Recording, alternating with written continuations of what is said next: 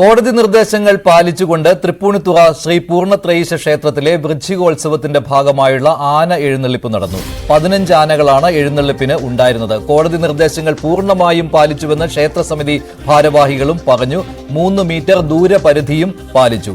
ആന എഴുന്നള്ളിപ്പിനെ കുറിച്ചുള്ള ഹർജി ഹൈക്കോടതി തിങ്കളാഴ്ചയാണ് പരിഗണിക്കാൻ പോകുന്നത്.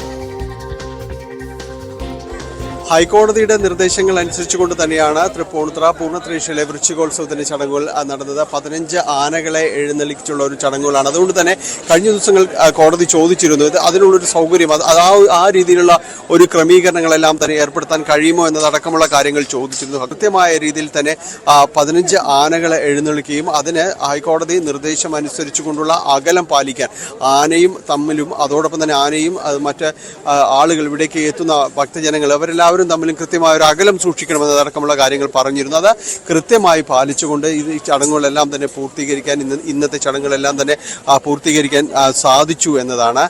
അതുകൊണ്ട് തന്നെയും ഇതെല്ലാം തന്നെ കോടതിയുടെ പരിഗണനയ്ക്ക് അത് വീണ്ടും വരികയും ചെയ്യും. ആനകളുടെ അകലം അതോടൊപ്പം തന്നെ അതിൻ്റെ പരിപാലനം ഇതെല്ലാം കാര്യങ്ങളിലും ഏത് രീതിയിലുള്ള ഒരു ക്രമീകരണങ്ങൾ ഏർപ്പെടുത്തുന്നു എന്നത് പരിശോധിക്കാൻ വനപാലകരടക്കം ഇവിടേക്ക് എത്തിയിരുന്നു.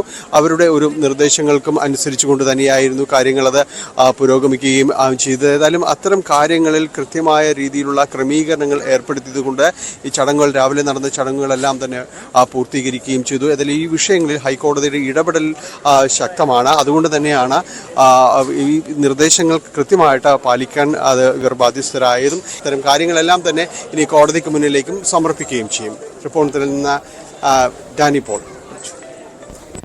ഹേമ കമ്മിറ്റിക്കും പ്രത്യേക അന്വേഷണം